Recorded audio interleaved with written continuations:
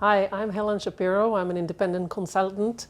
I've spent many years in physical risk management, international transportation, logistics, and physical risk management, as well as physical international trade and compliance.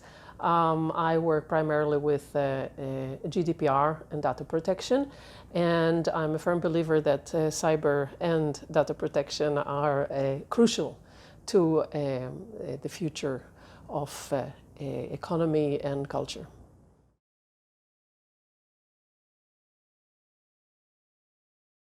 I think that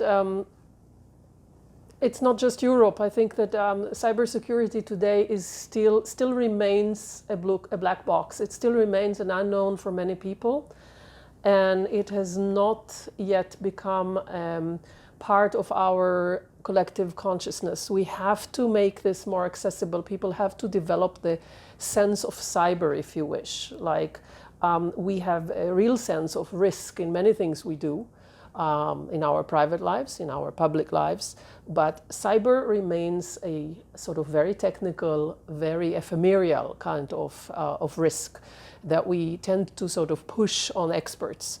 And that goes hand in hand with issues like digital identity and digitalization in general.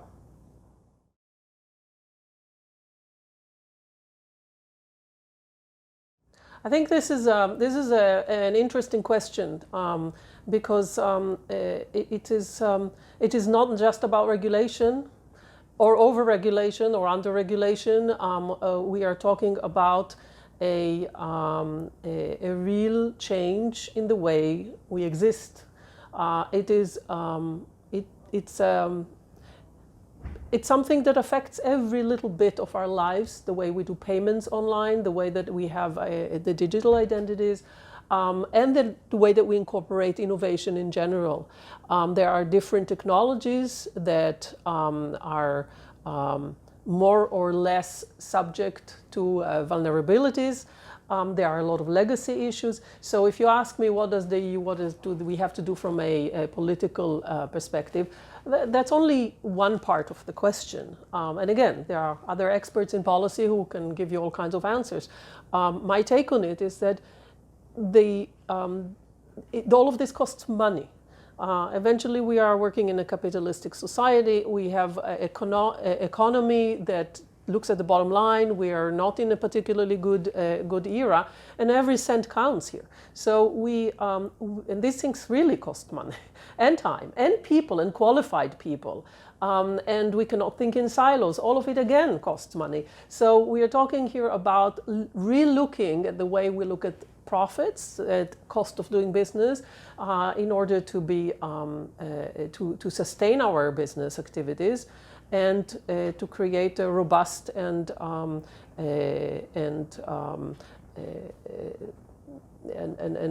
useful processes for the future.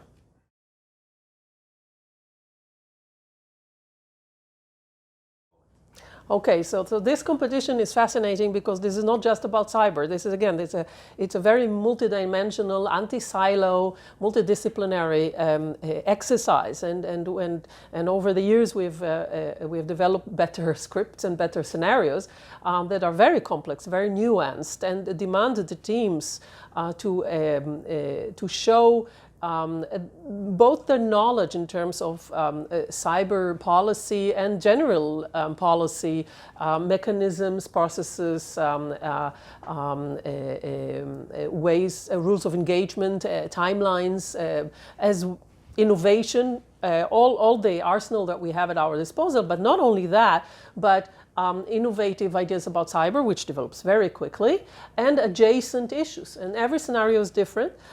So suddenly they are faced with very complex realities. Suddenly they have to know about medical, or about transportation, or about routes, or roads, or disruption in all kinds of spheres of life.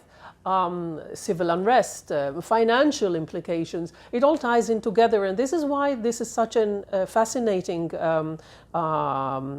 place to be.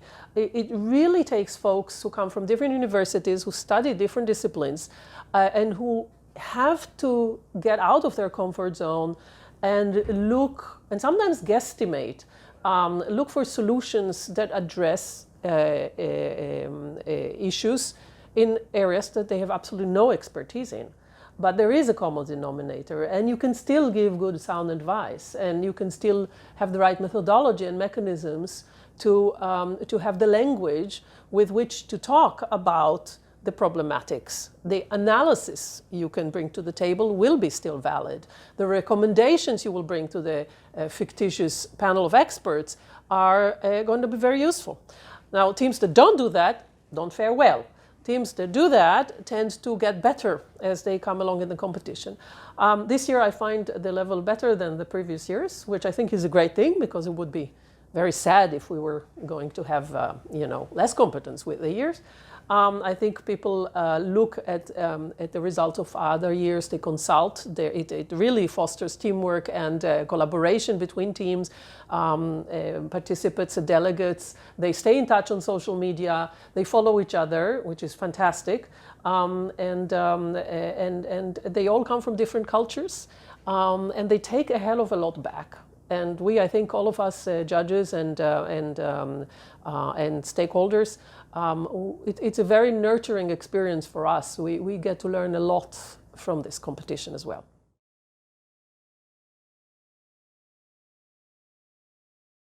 I think the threats are both technical, organizational, political, and systemic. There are better experts who can elaborate on many of these. But say from a private sector perspective, I think, again, we don't have enough motivation in terms of organizational culture and resources to invest in the correct kind of cyber hygiene protection tools and a real paradigm shift. This is beyond compliance. This is not compliance just to comply. We're talking about creating added value, being more competitive, being able to be better connected, smart, and technically smart, and basically mitigating a new kind of risk that is extremely difficult for people to perceive of. I believe that integrating new processes and policies into every sphere is important, because cyber has no borders. Cyber does not stop at a certain place just because that is a different industry.